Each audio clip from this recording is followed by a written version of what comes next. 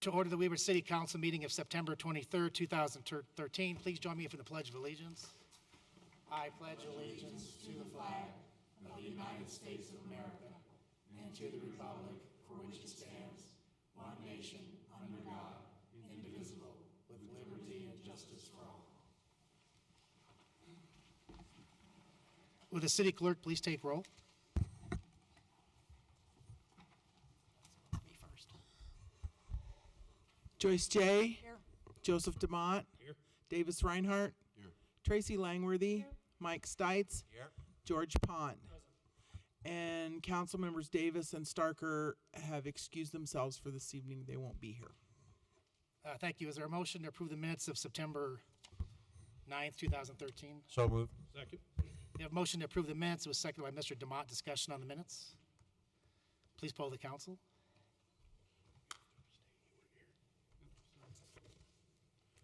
Motion carries 6-0. I meant to abstain. Sorry. Oh, please revote. Thank you. Sorry. I don't think it went. Oh, yeah. Motion carries 5-0 with Mr. Pond abstaining. Thank you. We have one proclamation tonight.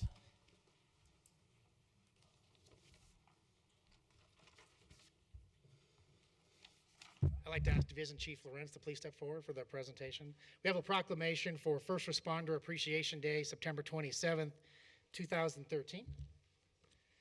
And whereas first responders risk their own safety and personal property in the execution of their duties to protect the public on a daily basis, and whereas first responders are the first line of defense for the public against threats, both domestic and foreign, and whereas first responders stand at the ready to come to the aid of the citizens of the United States of America 24 hours a day, and whereas individuals, both career and volunteer from police, fire, emergency, medical services, search and rescue, and other organizations in the public safety sector come together as a collective to aid the public in the event of emergency, and now therefore on this 23rd of September 2013, I, Jerry DiTullio, Mayor of Wheat Ridge, together with all the members of City Council, do hereby designate September 27, 2013, First Responder Appreciation Day.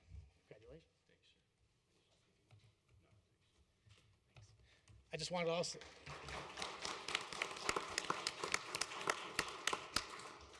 So with all the flooding that's gone on the last 2 weeks, I'd like to thank all of our first responders for the work they've done across Colorado. And I'd also like to ask for a moment of silence for all the victims that we've had in the Colorado with the floods in the last 2 weeks. So please bow your head for a moment of silence.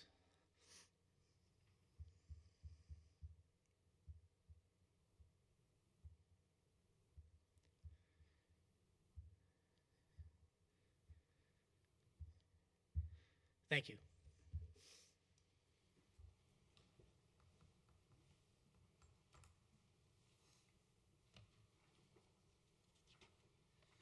So the next item on the agenda is citizens' right to speak, who wish to speak on any item that's not on the agenda for a maximum of 3 minutes. Please step forward and just form a line. I don't really use the list, so you can just line up along the wall. And please spell your last name for the record. And please state your city and or your address. Thank you. Thank you.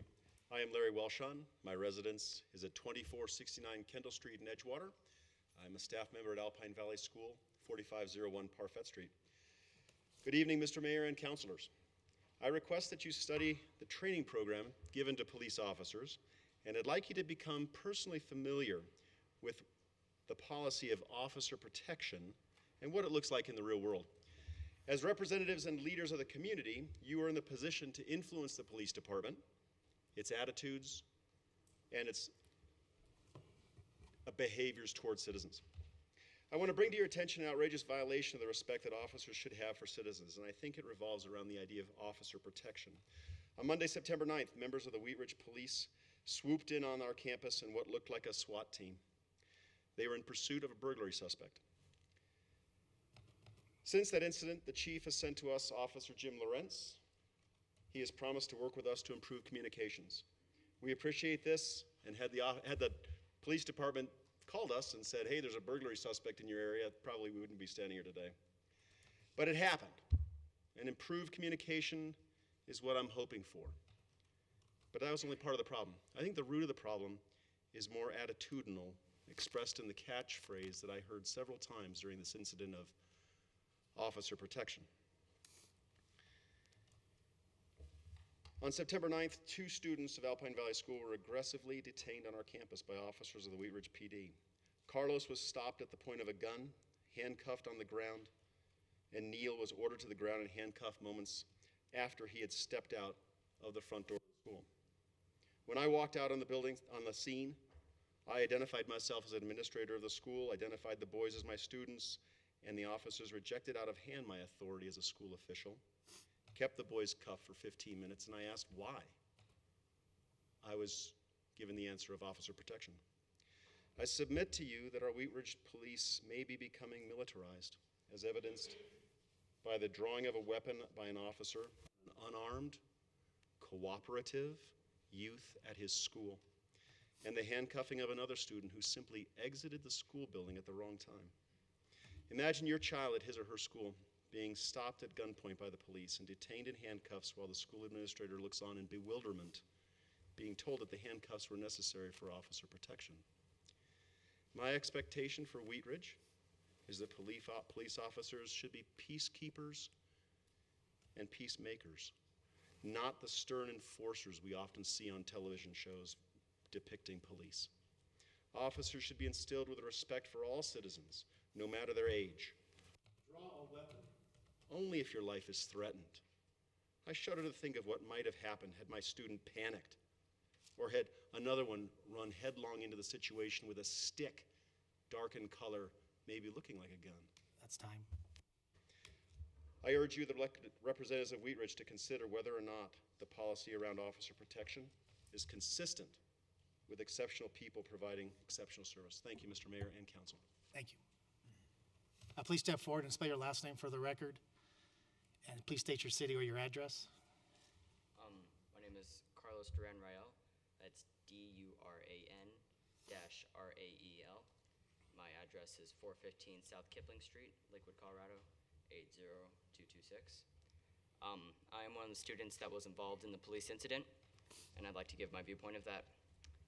I had run along the north side of the building towards Parfait and standing at the northeast corner of the building. Police cruiser swerved onto the property, and I stood there motionless for maybe 15 to 20 seconds and waited for an officer I was later notified as Brian Cook, guy out of the car. I asked him, "May I help you?"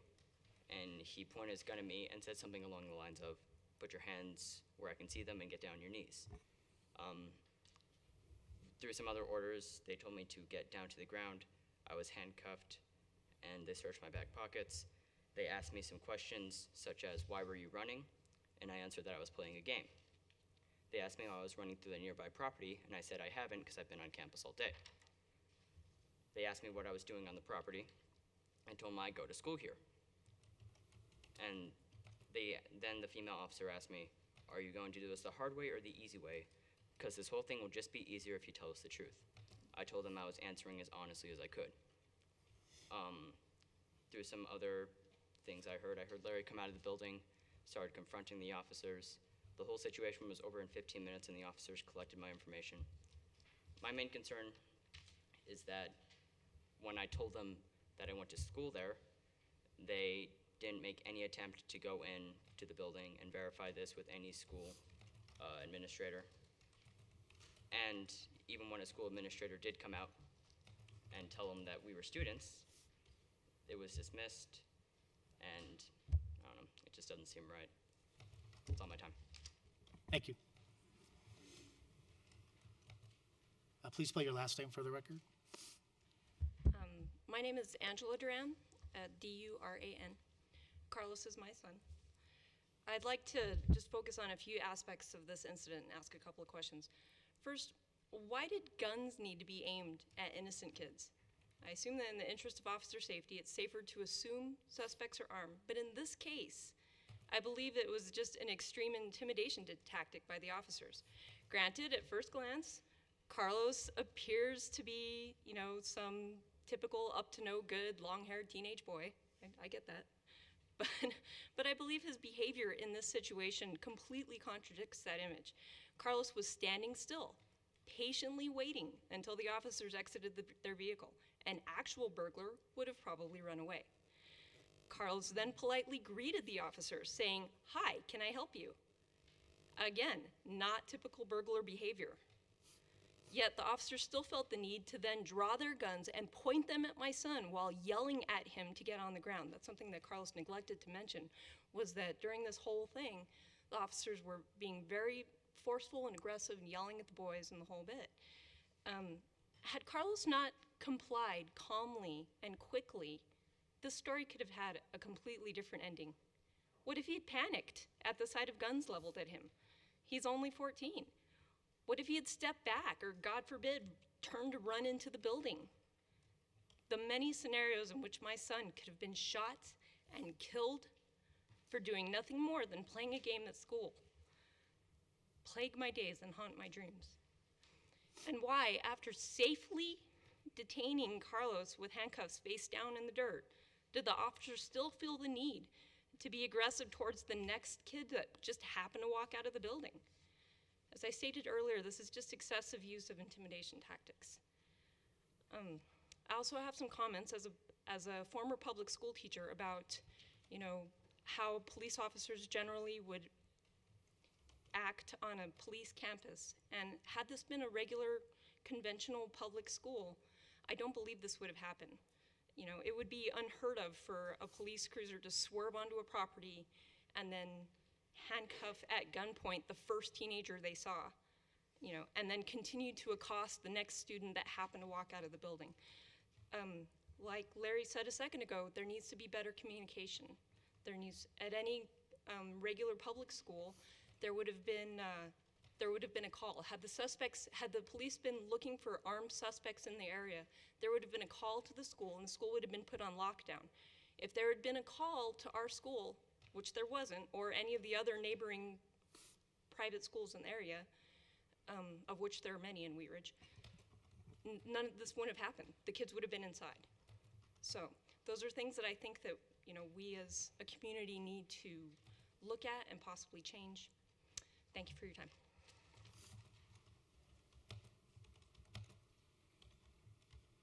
Please spell your last name for the record.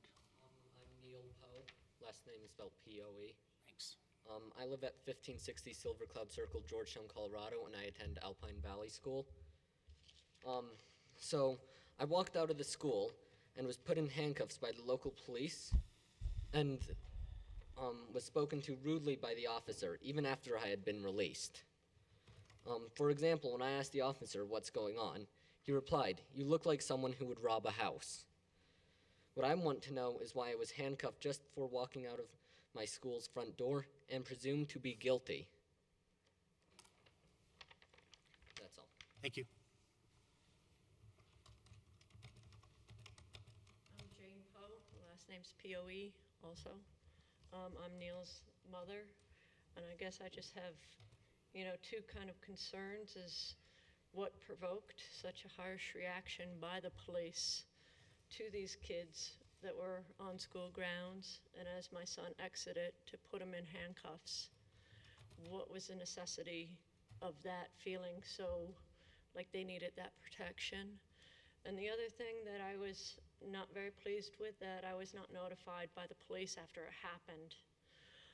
Nobody called me from the police department. My 15-year-old is put in handcuffs for 15 minutes and nobody from the police department calls me.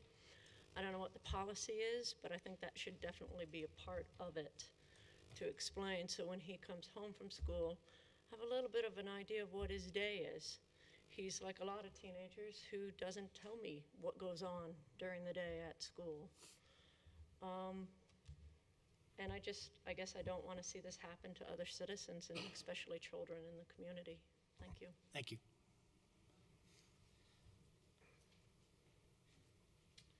Council members, my name is Aaron Cure, C-U-R-E. I live at 7045 West 33rd in Wheat Ridge. And my daughters attend Alpine Valley School. And in the 10 years that I spent in military service, one of the appreciations I found was for gun safety, for specifically not drawing your weapon unless you're intending to use it. Now, I think that we definitely have a point for gun use, and the officers definitely have a right to protect themselves. Officer safety is great as long as there's a threat to those officers. But why would we draw guns on two unarmed boys?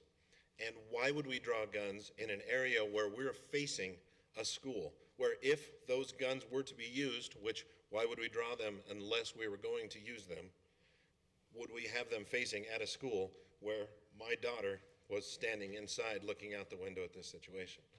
So we've put multiple people at harm for absolutely no gain in the name of officer safety.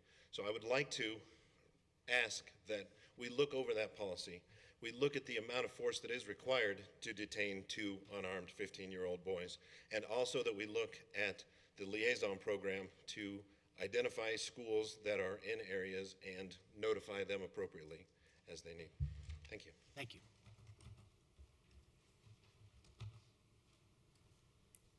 Hello, my name's Maureen Hartlaub, Hartlaub, and I live at 1629 West Canal Court, Littleton, 80120.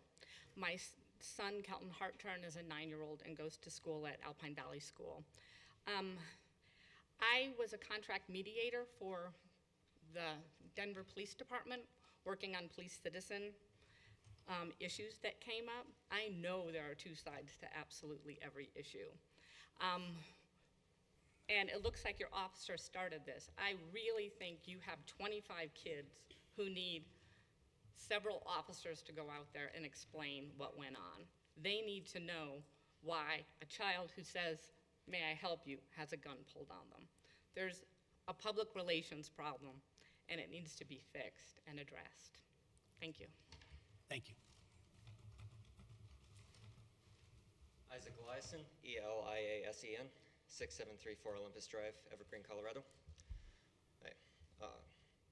I believe that after these officers had pulled their guns, got the students handcuffed, the threat was resolved. And I'd like to know why, after this, continued aggressive behavior was assumed. And also,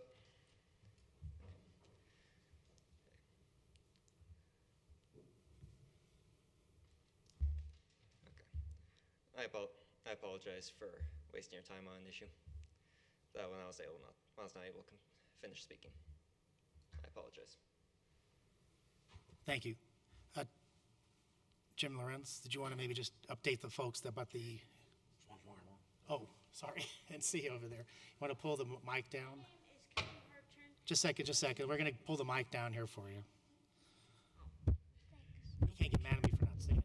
Nobody can see you, so why don't you stand right here? Okay, just stand right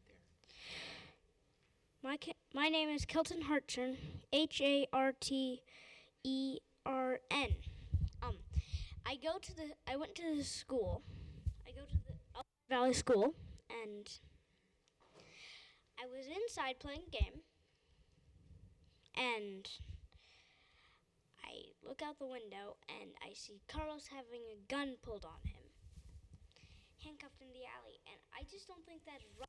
Innocent kids going outside playing a game and getting a gun pulled on them. It's just not right. And if they were notified, they could have stayed inside.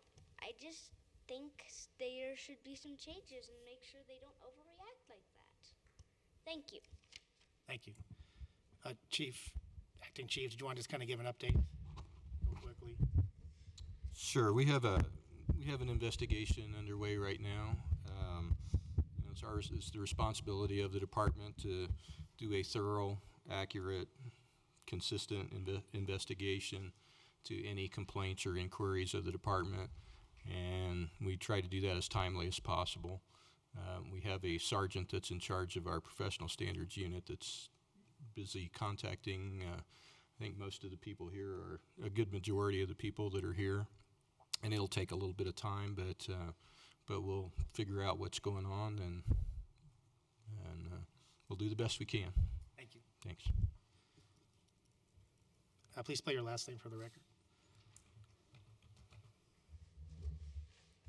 Name is Karen Thaler, Thalar. I live at 6161 West 29th Place, Wheat Ridge in District 1. Mr. Mayor, City Council, citizens of Wheat Ridge, good evening. Switching gears here a little bit. As I just stated, my name is Karen Thaler, and I'm running for District 1 Wheat Ridge City Council on November 5th. I would like to make a brief public thank you regarding my campaign. Last Monday, I was contacted by a Wheat Ridge Community Services officer following an anonymous complaint for a campaign code violation. The code violation in question was concerning my campaign banner at the intersection of 32nd and Wadsworth for not falling within the parameters allowed for election signs. The banner was in fact in violation of code, and I was granted 48 hours to rectify the violation. Monday evening, I came up with an appropriate solution, and Tuesday morning was given verbal approval by community services officers that my banner was no longer in violation of city code. Thank you, Officer Mosier and Officer Coddington, for allowing me time to correct this oversight. I certainly have no problem correcting a code violation like any other Wheat Ridge citizen. However, I do find it interesting that the banner in question was in the same location during the 2011 election and for over a week this election before any complaint was ever filed. But the violation has been corrected, and in the end, that's all that matters. To the anonymous concerned citizen, since I can't thank you in person, I would like to take the time now to publicly thank you and say, I hope every day is a banner day. Thank you.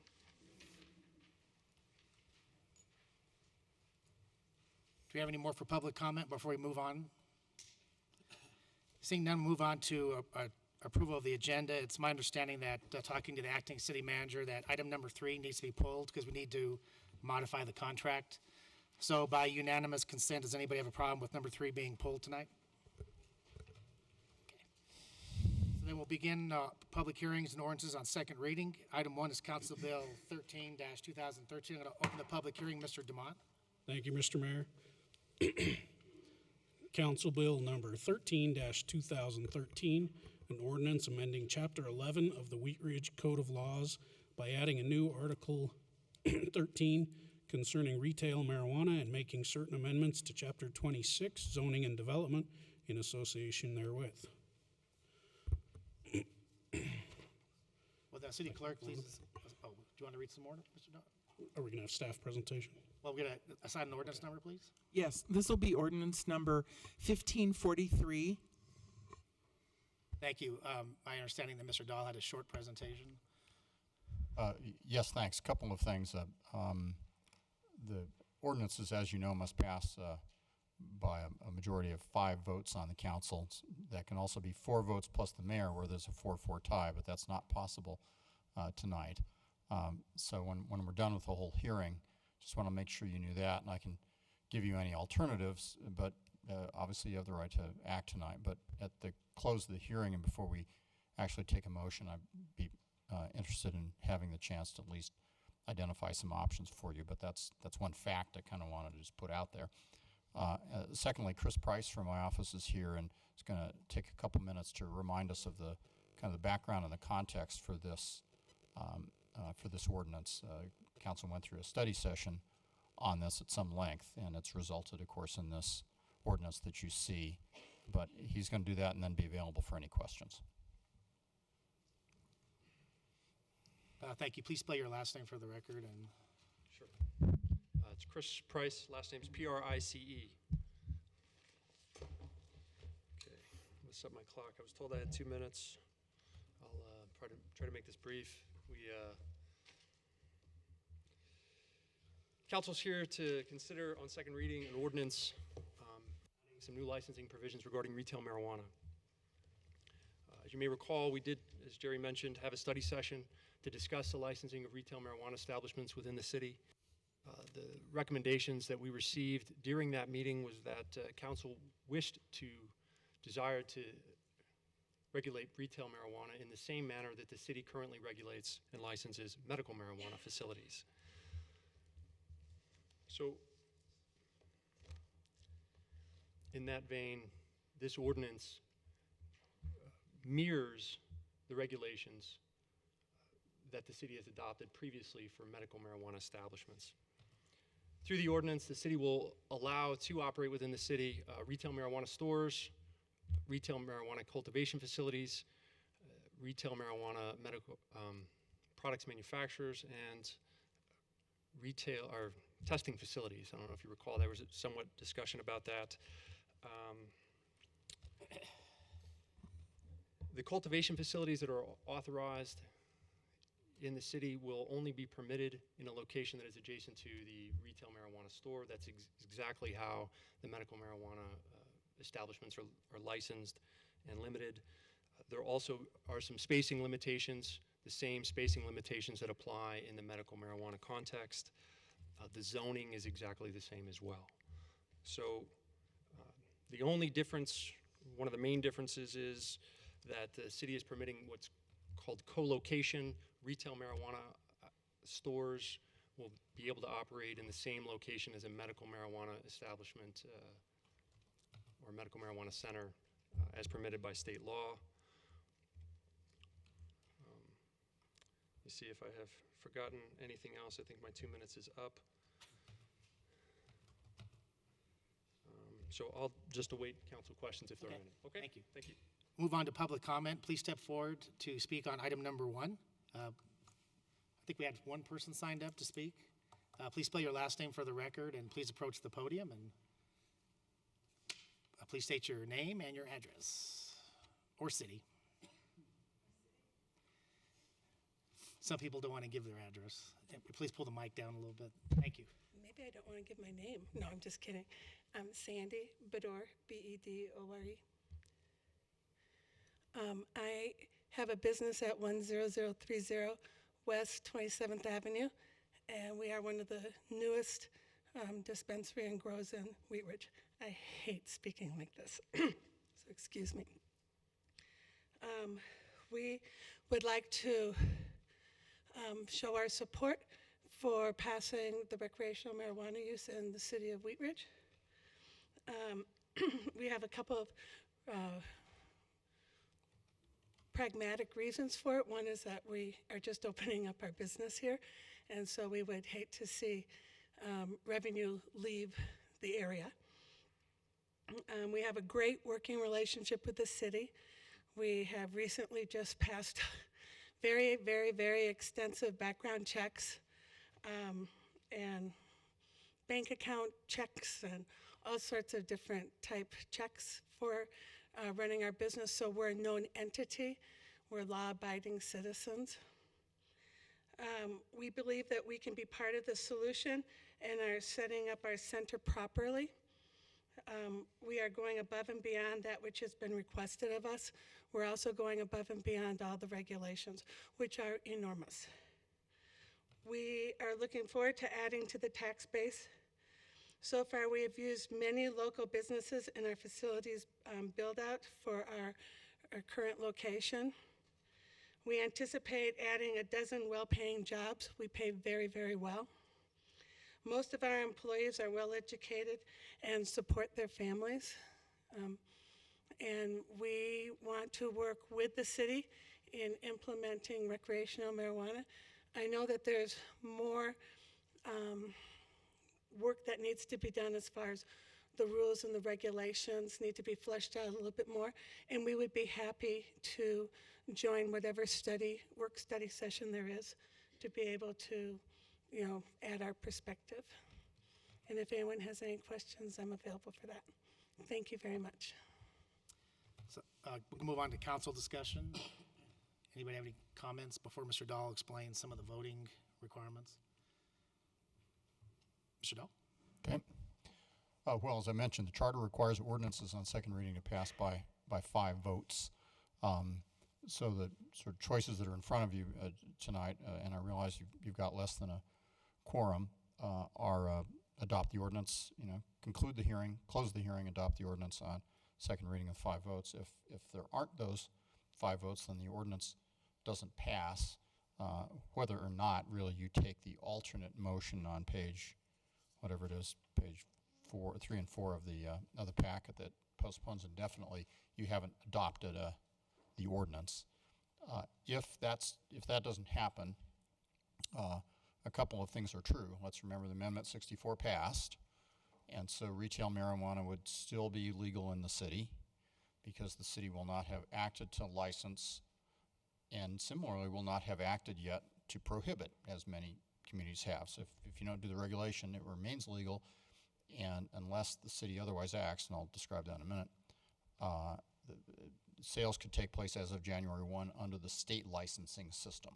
And I think council's aware of that. Obviously, before January 1, the council could get back into this again, assuming you don't adopt it tonight, could get back into the game of doing regulations. The state has said have them in place by October 1. Not sure there's a lot of penalties for not doing that, but that's what they've said. And certainly, I suppose you could prohibit by January 1. A couple of other choices you have besides acting tonight, up or down, would be to continue the hearing, if you wish, to a date certain, or to close the hearing and continue it for action on a date certain. And, you know, I've given you that kind of advice on any number of other topics in the past, so that's familiar territory to you. Happy to answer any questions around the logistics here. Mr. Demott?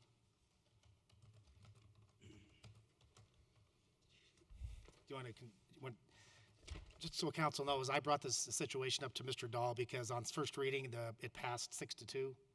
The ordinance passed 6-2, and 2 of the council members that voted no are here, but 2 of the council members that voted yes are not here. So if this was to pass 4-2 tonight, it would actually fail.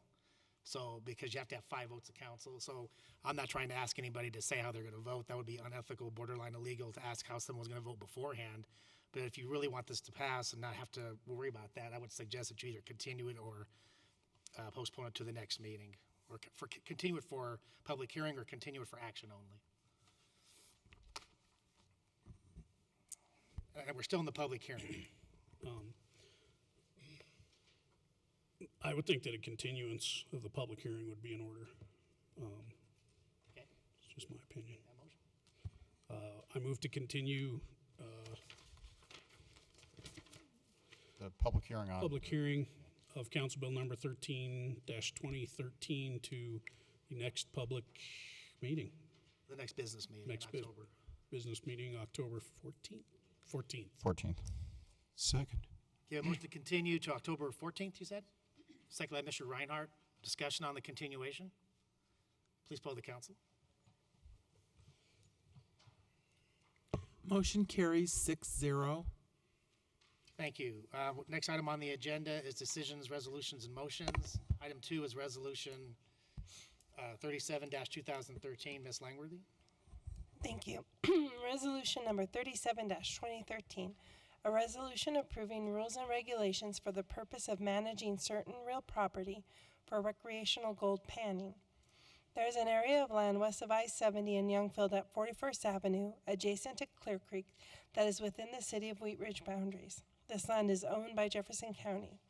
This area is undeveloped and appears to be a continuation of open space, but is vacant land located in the master plan area for the Clear Creek Development Project.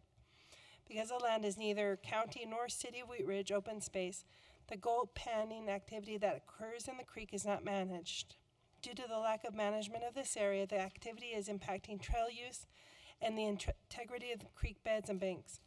For many years, recreational users of the site have been requesting that rules be created and enforced in the area that allow recreational gold panning only. Is a motion in order? Motion's in order. I move to approve resolution number 37-2013, a resolution approving rules and regulations for the purpose of managing certain real property for recreational gold panning. Is there a second? Second. We have a motion to approve item number 2, was seconded by Mr. Demott. Discussion? Please poll the council.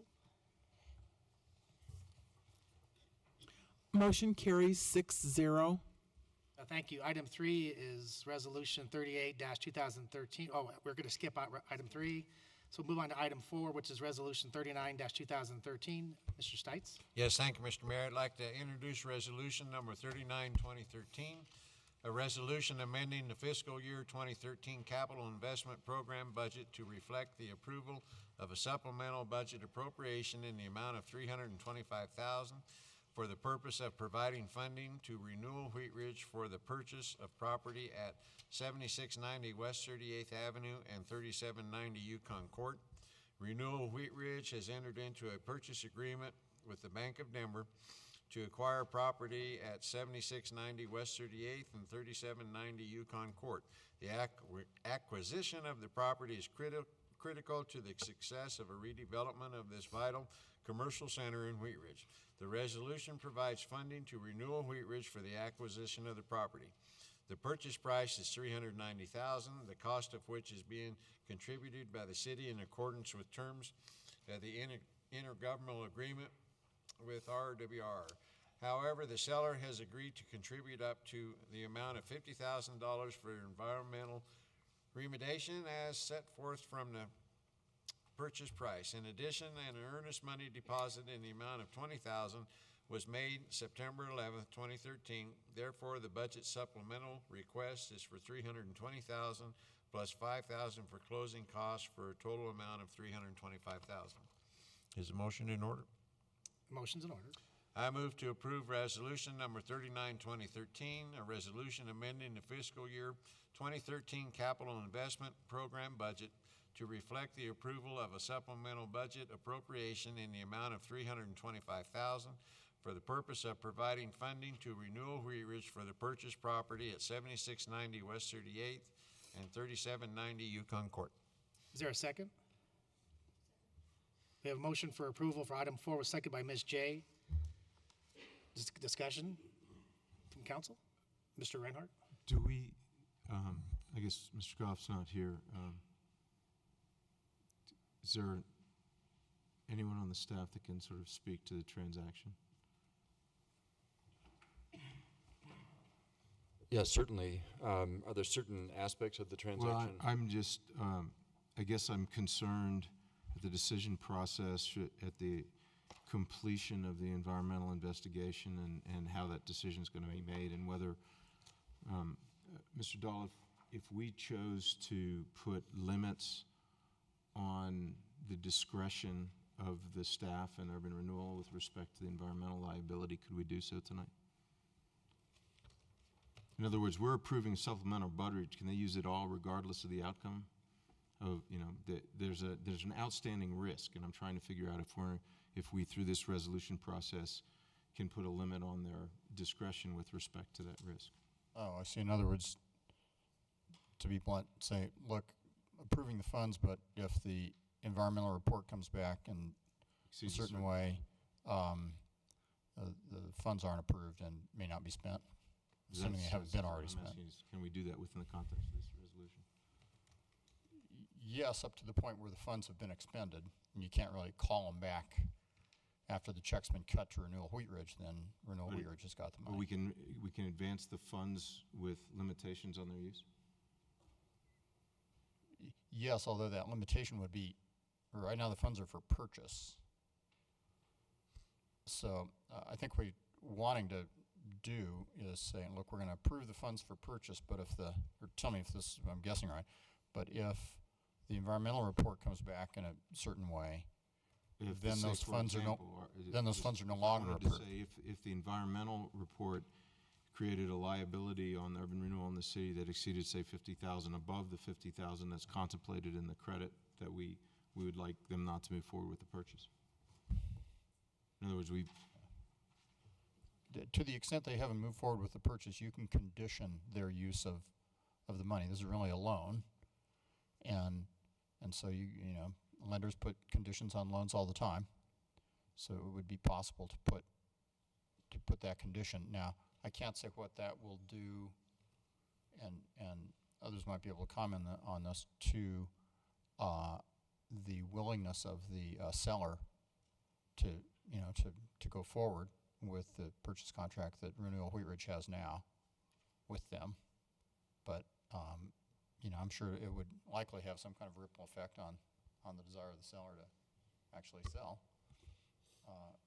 It comes back, I suppose, to, and this is the discussion council ought to have, obviously, but it comes back to the council's view of sort of at what point does the council not believe acquisition of this property is, you know, necessary? Could we condition that on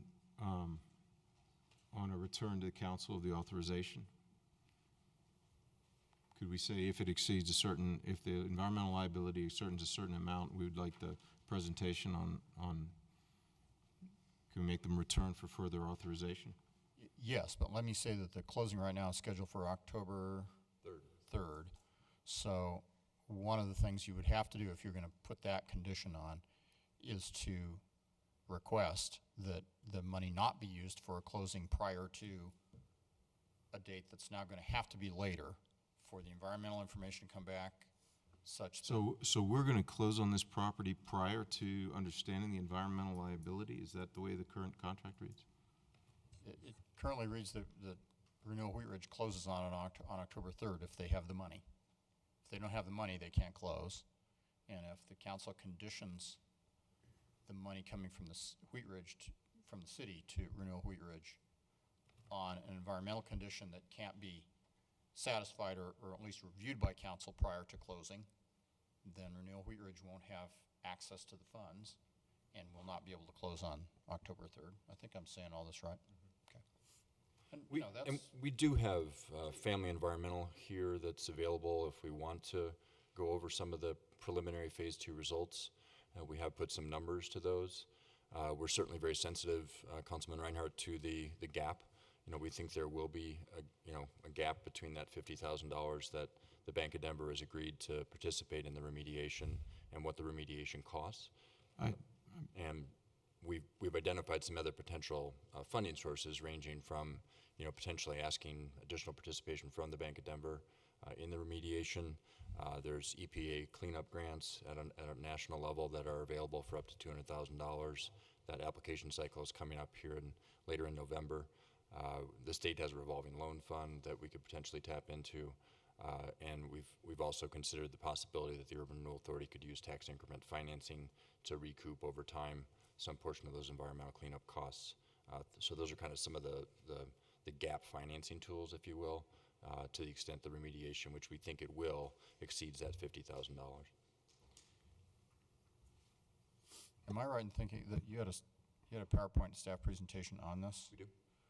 I don't know if you were sort of getting ready to vote or not, but I'd really encourage, especially if there are these concerns, which I absolutely get, that we hear the presentation, maybe hear from the person from. Yeah, I wouldn't be able to so you're support fully this informed. without seeing the presentation. Mr. Demott had a question or comment? I just want to know if I was right in hearing a few weeks ago that there was some federal grant money that was available for cleanup to that area, and I think There is. Mr. Johnstone answered that. Individual grants up to I thought I $200,000. remember hearing that. Mr. Johnson, do you want to go ahead and do the presentation?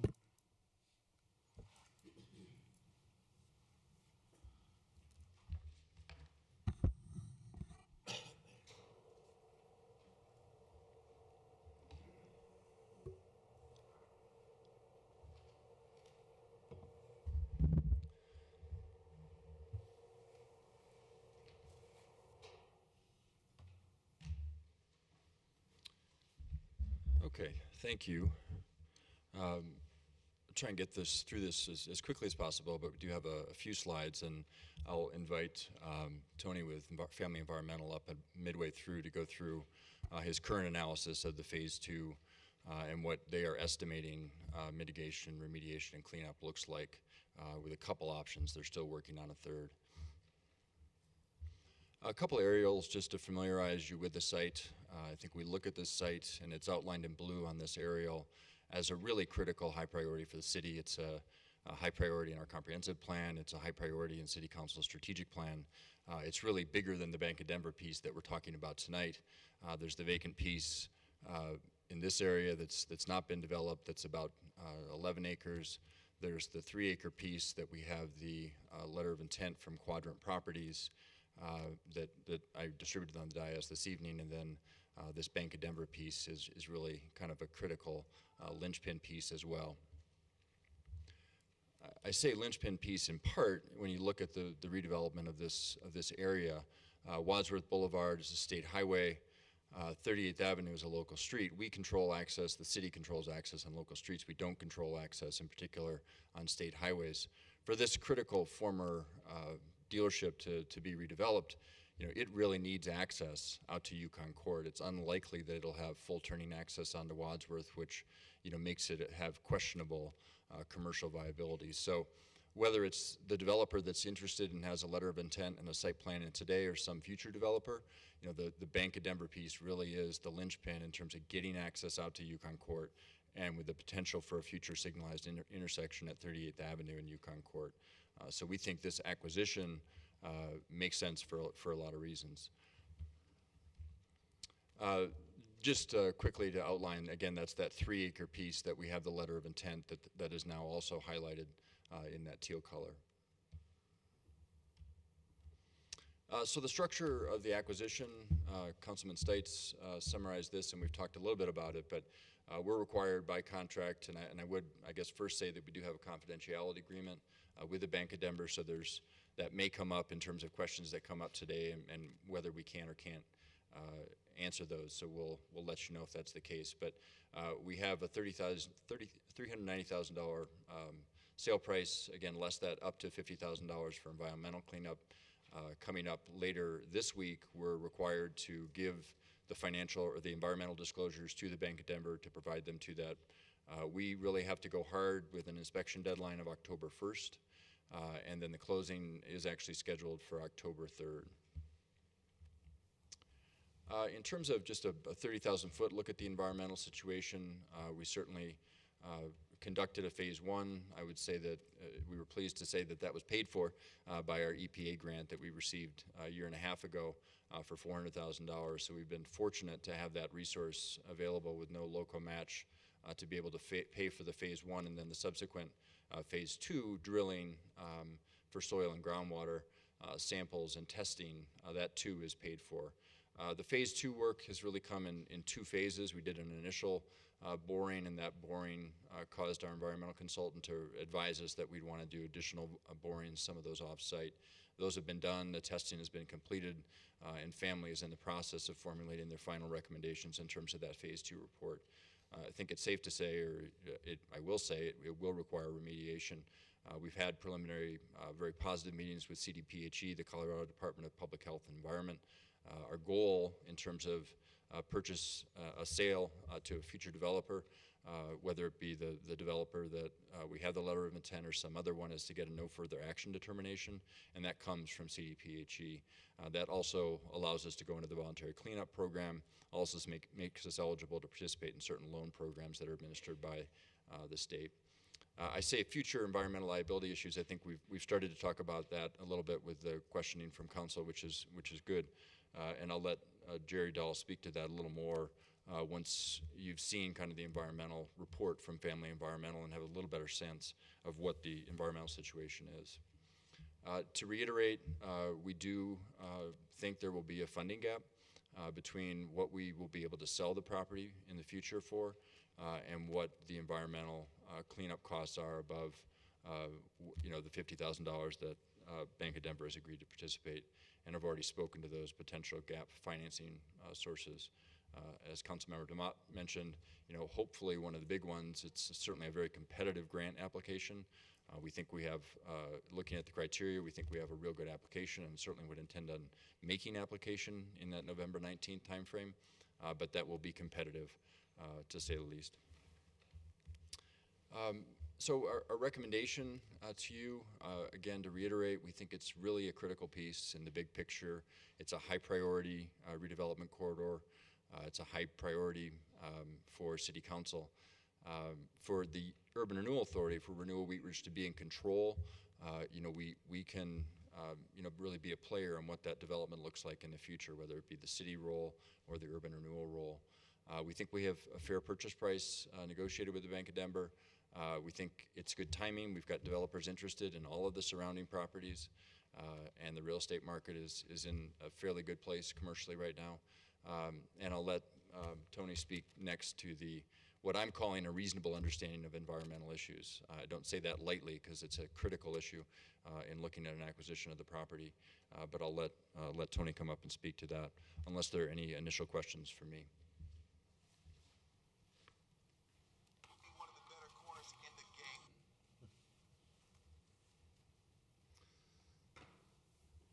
Hello, I'm Tony Curcio with Family Environmental, and I was thinking, did I go back too far? Oh, I need to go back one. Let's see, here we go. With Family Environmental, I'm a professional engineer, and I've done a number of these sites. I'm just going to brief you quickly about what we encountered when we went on the site.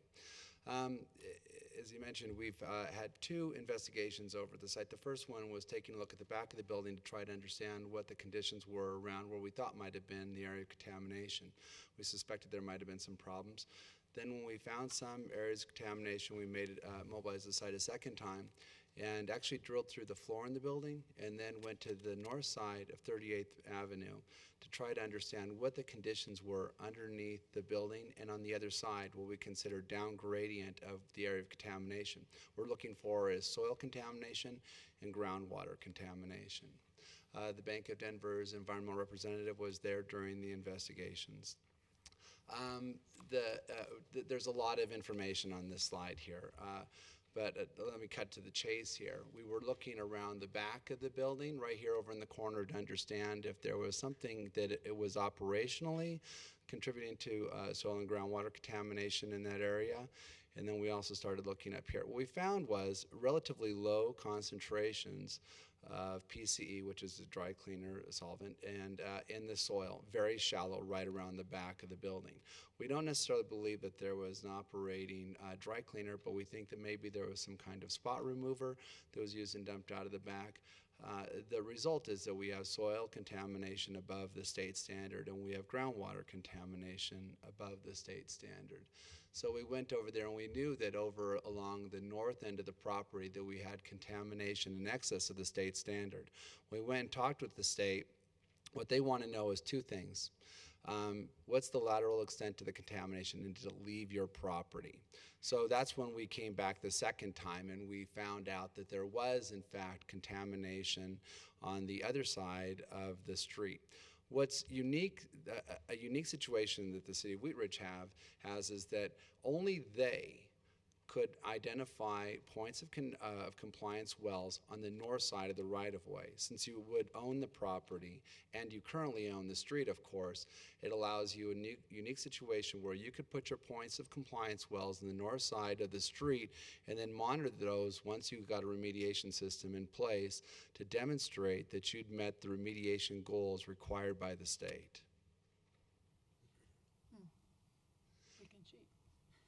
Well, based on what we found, it's essentially a 2-stage approach to doing the cleanup.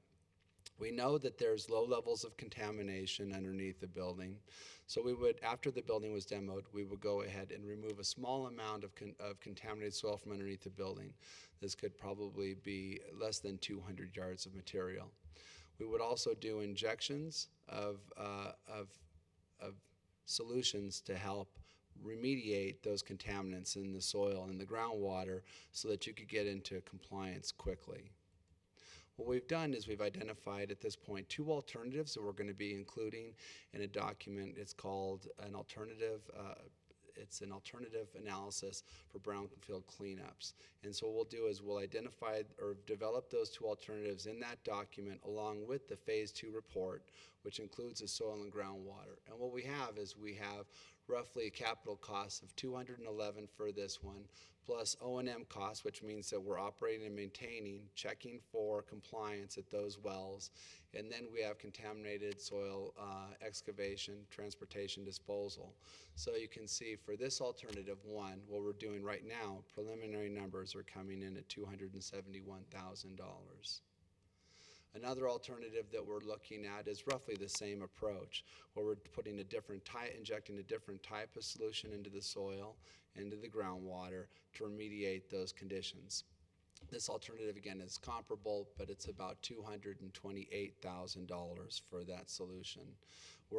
Another alternative, we don't have solid numbers, so I didn't want to present those tonight. So this week, because of the time constraints, we're putting together the Phase 2 quickly, as well as the analysis of brownfield cleanup alternatives. So we'll have that finalized before the end of the week to the city. After that, our next steps prior to the closing is we'll work with the state to put together a bona fide prospective purchaser agreement, which shows that the city did not contribute to the contamination if they chose to buy it, but demonstrates the state understands that and that the contamination is attributed to the operations of a previous property owner.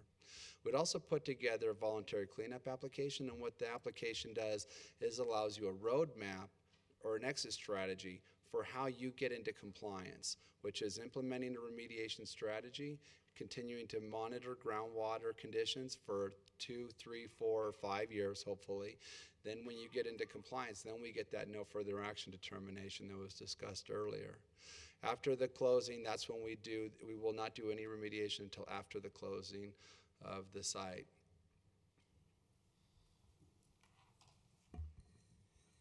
Thank you.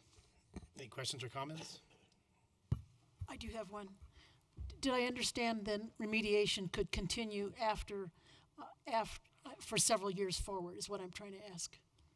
So with this strategy, what we do, it's called source removal and control. What we want to be able to do is excavate the soil that we believe was contaminated. Again, this contamination is very superficial. So what we saw is about 1 to 2 feet, and then it works its way into the groundwater and travels with the groundwater. So source control is really excavating the contaminated area, so removing the cancer, so to speak, and then injecting the solution, and then watching and demonstrating that that's working effectively. So we would take the information quarterly to the state and show them that the remediation strategy that we reviewed with them is working effectively. So it's a one-shot deal with the monitoring to demonstrate that it's effective.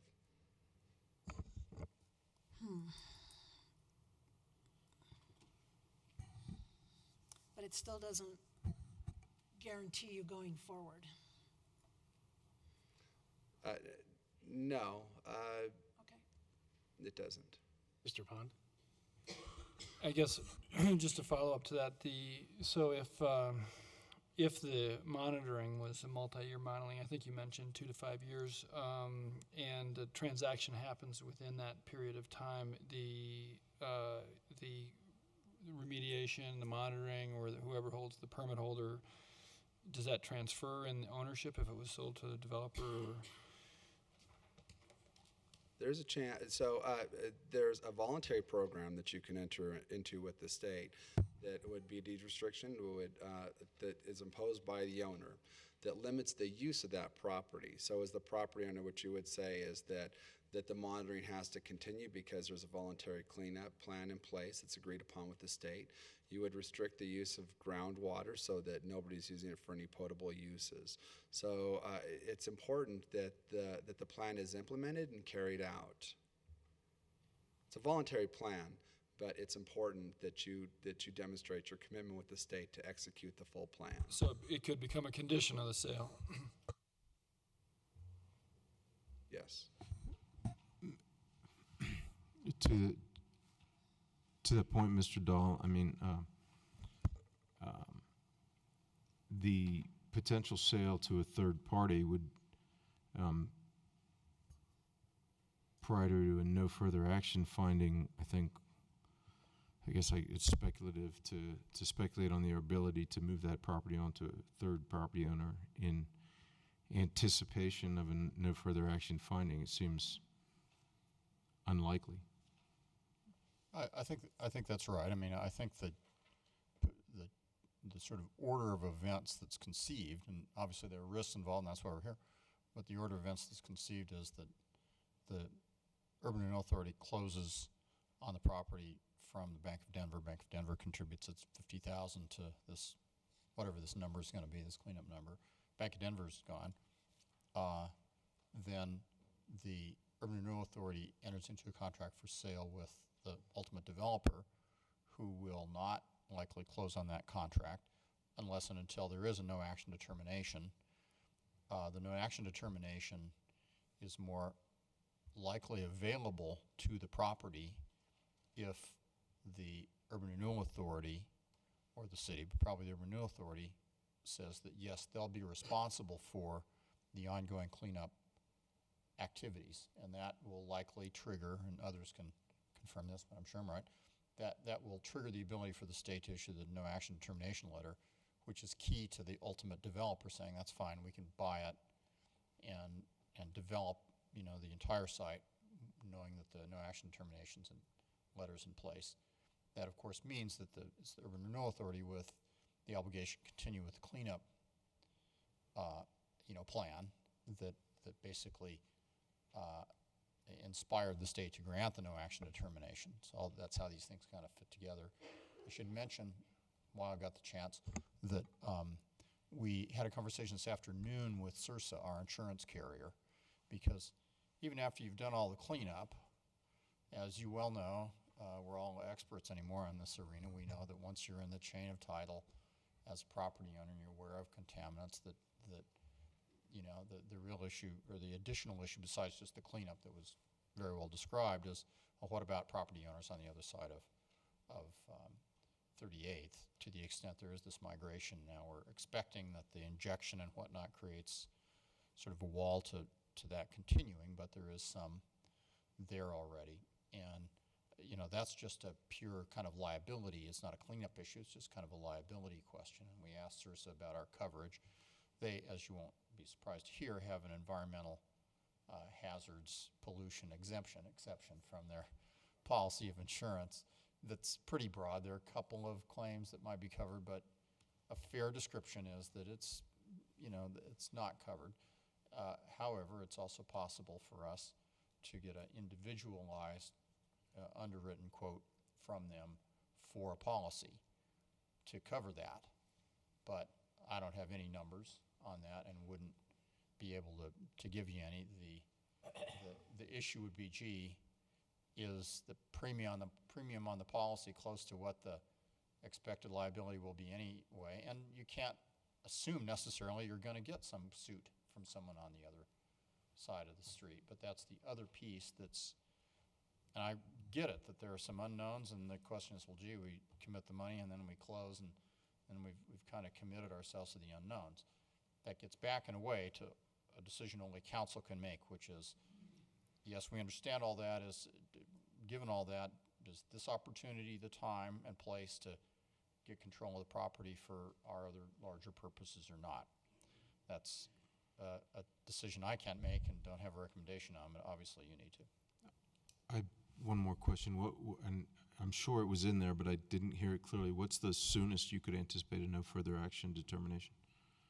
You know, it could be a couple of years. What the state likes to see is they like to see, I've done a lot of these type of sites and large-scale contaminated property development sites. And what the state likes to see is that you've taken an approach, you've executed, and that you have at least 2 years of data that demonstrates that it's effective. These are, as I mentioned earlier, there are a lot worse sites out there than this. I know that that's no consolation. You know, having groundwater contamination almost 8 times the standard on the north side of the street. But the approach is intended to be a little bit of shock and awe.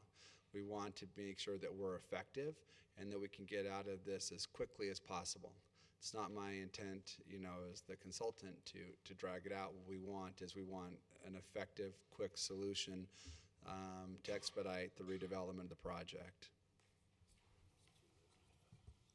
But I think we've heard that, in essence, we'd be unlikely to be in a position to recoup our capital, or the Urban Renewal to recoup their capital investments prior to the no further action determination. So we're being asked to put. I'm sorry. It is not a requirement to have a no further action in place before you develop the property. There are other alternatives, I think, as Jerry was alluding to, a lease or other contractual alternatives that might allow you to initiate redevelopment prior to having a no further action. Nevertheless, in absence of fee title sale of the property, we're unlikely to. I mean, I'm just trying to understand. I'm in favor of us moving forward with this, but I think that we need to do it with our eyes open. And it seems to me that that the Urban Renewal Authority is being asked to take $150,000 loss, put $400,000 out of use for 2 years or more, based on what you just told me. Am I missing some aspect of what we're up against here? Because it may not be determinative for the decision you need to make, but I think there's probably a distinction to be made between a NAD to a private property owner and a NAD to a government owner, and we would be a government owner asking for that. And I respect the consultant's position on the amount of time it takes to get one, but I don't know but what that's affected to some degree by who the owner is going to, who it is that's applying for it and guaranteeing that the remediation activities will take place. So I'd like you to comment maybe on whether 2 years is 2 years for anyone, or 2 years for a private owner, 2 years for Renewal Wheat Ridge. We can get a bona fide prospective purchaser agreement from the state that is kind of a letter of intent from the state to the city or to the URA, stating that they understand what the environmental issues are and that they're willing to move forward and limit the liability that regulatorily that the city or the URA would have upon closing. But really on the numerous projects that I've done on behalf of municipalities is that we still need to get through that no further action process, irrespective of who the owner is. I think that the intent of the bona fide prospective purchaser agreement is to provide comfort to the municipality. But again, I think that contractually there are some alternatives that could be evaluated to help expedite the redevelopment of the property. You mean, I'm assuming it'd be relatively easy to do something like a license agreement for the construction of the roadway across the property, and we could move forward from that standpoint on those sorts of issues. Sure, yeah. What we couldn't do presumably was sell it fee title to a private interest, because they don't normally operate. I mean, I've never seen either a private developer or their funding organization prepared to tackle a situation like this without a serious, complicated series of events. Well, what you would have to have is what's been described at least, which is the bona fide purchaser assurance and communication at least from the state that yes, we get it that the NAD process takes longer, but because we have a government here agreeing to do the remediation, we can signal to you a level of comfort around that, even if you do transfer it to a private entity, that so long as the government here continues to pursue the remediation, we're not going to hold up the private entity's development of the property. And that's the distinction between a private entity saying, let me go ahead and develop, I'm not done remediating yet, give me a NAD now, and the state says, no, we don't know if that LLC is going to be in place tomorrow, let alone for the 5 years it'll take. But there is a distinction. There's some, I guess, respect among governments, but the state takes a different view when it's the government and the local government saying, yes, we will do the remediation, understanding that local government is going to be around for that time frame. Not to say that this doesn't eliminate all the questions at all. It sort of charts a way forward, but a number of things have to happen in the right order. I don't disagree with that. Thank you. I think I'm done being a pain. Any other questions, Mr. Stites? Yeah, in listening and watching this, I feel very comfortable with the action plan. I think, from here on in, any big development stuff, we possibly could run into this, and we can't get scared away from it, knowing that, staff is on top of it, you're on top of it. There's federal money available for remediation, but I feel very comfortable with the action plan and everything, so I see no problem with it. Thank you. Ms. Langworthy? Just a quick question. Of the two plans that you did present for remediation, they both, even though one is kind of a bigger frontal assault and the other one uses a different method, there's still that 2 to 5 year monitoring period regardless of which method we use, or?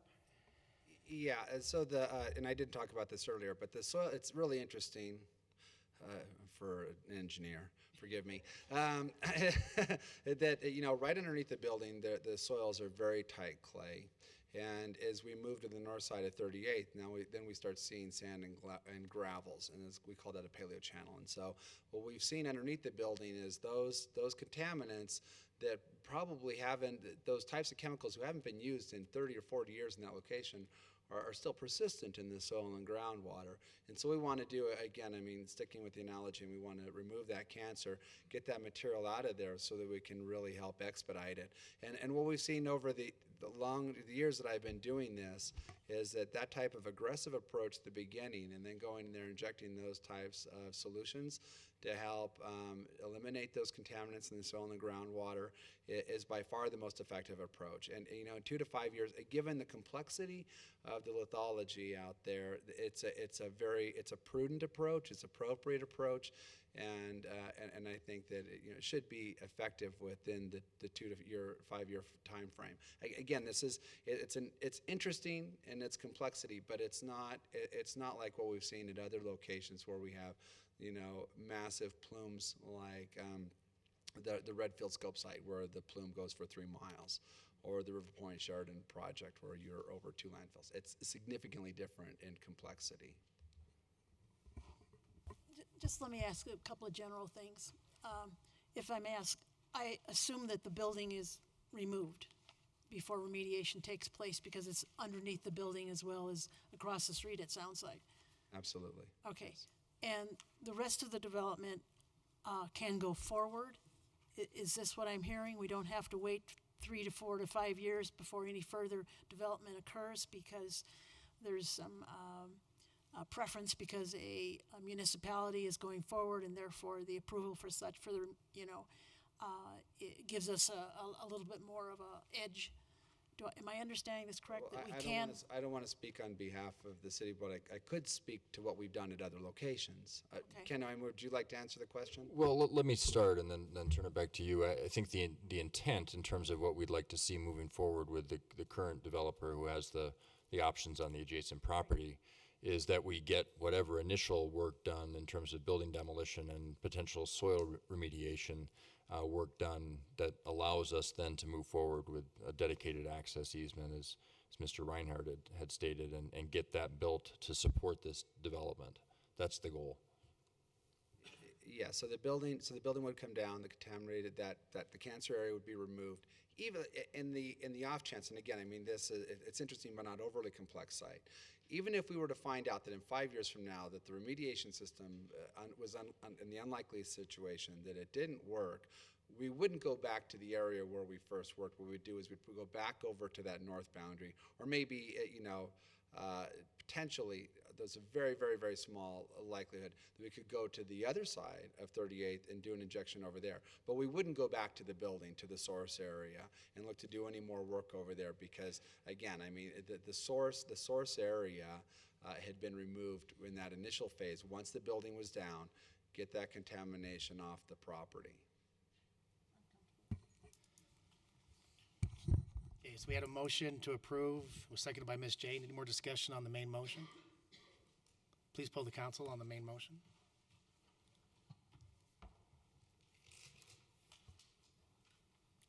Motion carries 6-0. Thank you. Item 5, Mr. Dumont. Thank you, Mr. Mayor. Item 5 is a motion to appoint Brandy Bauer to the Liquor Authority Board representing District 4. There is currently a vacancy in District 4 on the Liquor Authority Board. Myself and Councilmember Langworthy request that Brandy Bauer be appointed to the Liquor Authority Board, term to end March 2nd, 2016. Is the motion in order? Motion's in order.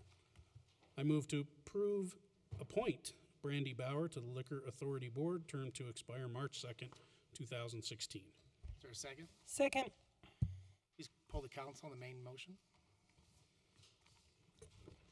Motion carries 6-0.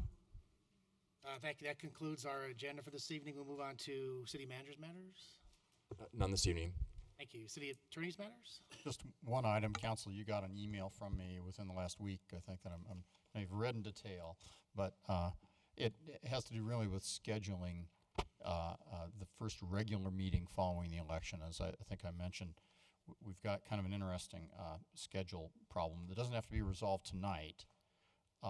But that is that the charter says that new members are sworn in at the quote first organizational meeting of the organizational meeting of the council following the election. Another part of the charter defines what the organizational meeting is and says it's the first regular meeting. Well, the first regular meeting after the election is November 11, which was canceled for Veterans Day. That means your first regular meeting isn't November 18th, it's the 25th. And there's an intervening study session.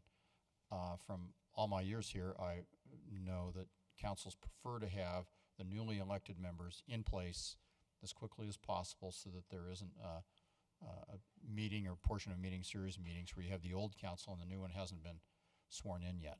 That's legal to do that, to have what amounts to kind of a lame duck period of time.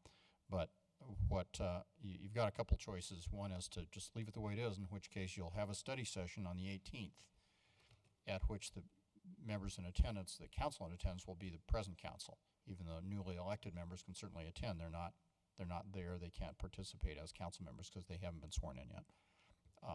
And then they would be sworn in right at the beginning of the meeting on the 25th. That's what will happen if you don't do anything, and that's perfectly fine. You're welcome to do that. The other thing you can do sometime between now and before the election, the last meeting in October, I guess, is reschedule the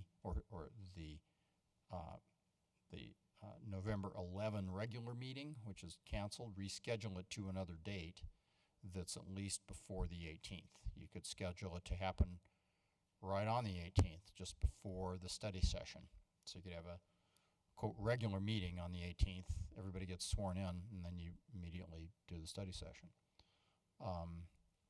You don't have to act tonight, but I wanted to kind of lay that out for you. It really doesn't have to happen. The latest would be, the last meeting in October, because we reschedule meetings all the time, and I'd be prepared with a motion anytime you like, and I realize a couple members aren't here tonight, but I just want to get that in your heads, and I'll keep it on my tickler file and just raise it for you during city attorney's matters as we go through the next couple of meetings and we figure out what you'd like to do. Suppose you can always cancel the November 18 study session too. Not do anything until the 25th. There's that. Study session doesn't necessarily have to be the tail that wags the dog. Sorry. I'm sorry, Mr. Pond. Was that? Okay.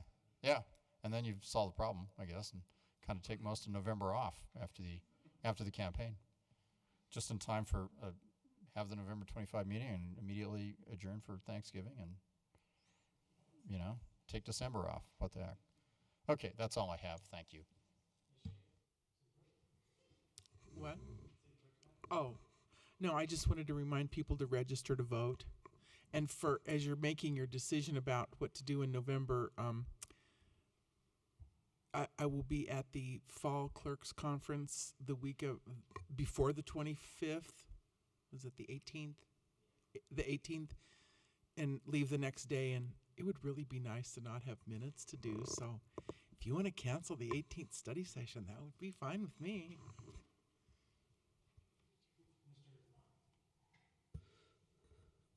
Thank you. I'd like to thank Brandy Bauer for volunteering to take our vacant spot on the liquor board, and wish her well. That's all. Thanks. Not much tonight, actually. I just want to, I suppose, just remind everyone that we're still, as we move forward, still in conversations about the budget, and we had a conversation at last week's study session, and would just encourage all of our citizens to continue to look into what is going on in the budget and look into the issues that are going on, become aware, and help us move forward as we try to do great things for this community. Mr. Reinhardt? Nothing tonight, thank you. Ms. Jay? Nothing tonight, thank you. Ms. Langworthy? Yes, there's an upcoming event called Helping. It's a Little Help is the name of it. It helps seniors in Wheat Ridge with household chores, rides to the doctor, social events, and intergenerational activities. They would like for anybody interested to join them for a little more information. It'll be Thursday, September 26th, so it's this Thursday at 6 p.m. They're meeting at Right Coast Pizza, at 7100 West 38th Avenue. And if you would like more information or if you'd like to RSVP, Amanda Gregg can be reached at 720-220-6079 or Amanda at alittlehope.org. Mr. Stites? Yeah. Before I get started on my spiel, Tracy, I think you all had, give that to George, or maybe the city clerk. I'd like clarification. Because last week I got a candidate questionnaire from Wheat Ridge 2020. And it is, I think, extremely political. But if you look up here, our purpose is to inform our members in the community on candidate responses to questions that may impact the mission of Wheat Ridge 2020. Now that, to me, is extremely political. The role of Wheat Ridge 2020 is to catalyze community and economic development to advance Wheat Ridge as a vibrant and sustainable city. How should the city fund and support that role? That is political. What ideas would you promote to strengthen the city's revenue base? Okay, please comment on 38th Avenue corridor plan and how you would work to support and advance that plan. Now that, to me, is extremely political. Now, Wheat Ridge 2020 was set up by the city as a nonprofit organization. They get taxpayers' money. Now, clarification, should they or should they not be political in nature, or should they stay out? I appreciate your sharing the questionnaire with me ahead of time so I kind of think through this a little bit. You're right, they're a nonprofit corporation. The city, obviously helped was the major force in having that corporation get formed. And the city, as everyone knows, is the major funder of that organization. Having said that, that doesn't make them the government, and it doesn't make them subject to the Fair Campaign Practices Act, which says, as you well know, that the city, the state can't spend money to advocate for or against a candidate or for or against an issue. The city and the state can't be political, and you're absolutely right. The city can't, the city's agencies can't, city's departments, et cetera. Wheat Ridge 2020 is not an agency of the city. I get it that they're fully funded by the city helped create them, but they're a nonprofit corporation that's under the law, not subject to the Fair Campaign Practices Act. So they can, if they choose, spend money around campaign issues in one way or another. The second part to the question, I think, which is, how does the council feel about that, and does the council have a right to act one way or another based upon what 2020 is doing? It's absolutely fair for the council to choose to fund 2020 or to put limitations on its funding to 2020 in any way it chooses based upon how you feel 2020 is doing. And that's been true ever since 2020 was formed. So, and there have been times I believe council's put restrictions on. There have been times when council has reduced or increased funding of 2020 based upon, to be blunt, how it felt about what 2020 was doing. I don't express an opinion one way or the other. You're the ones that have the opinion, but I'm telling you, it's fair what's fair is to take your view of what 2020 does and allow that to govern and to affect how you vote on their funding. Going back to my first point, to the extent you give them money, though, that money has left the public domain as far as the Fair Campaign Practices Act is concerned, and 2020 legally can use it in any way that would otherwise be prohibited to the city under that statute. Okay, then the only thing I have to say about that is this budget. I'm going to take a very serious look at what money's going to 2020. Very serious look, because I think we're giving them taxpayers' money, and I don't think it should go to political things. It would be a great time to relocate to Wheat Ridge. If you need any help, contact us or the staff. Positive thing, check your neighbors, especially after the storm. Maybe they might need help cleaning up. And as always, please try to find it and buy it in Wheat Ridge. Thank you. Thank you. I have nothing tonight, so I guess we'll adjourn to a special study session in 8:30? 8:30?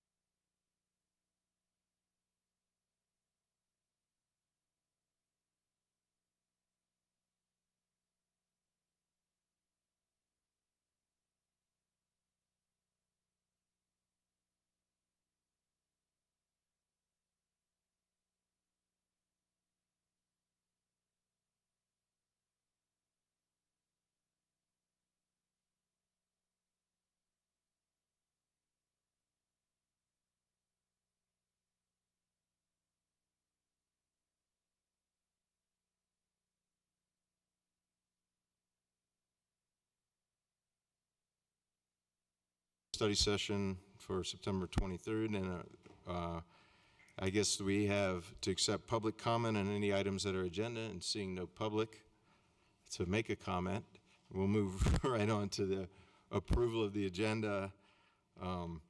Is there anyone that wants to amend the agenda? Seeing no one, we by unanimous consent approve the agenda, and we will take the report on the Zope Circus by Gina Halazy.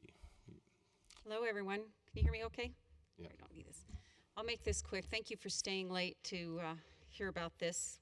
I just wanted to go through real quick some of the event summary key points, and then I do have a marketing binder that I'll pass around. I've actually got mine and then another one, a duplicate for the city that we'll leave for city record, and you guys can be looking at that while we're chatting. So I'll kind of pass this.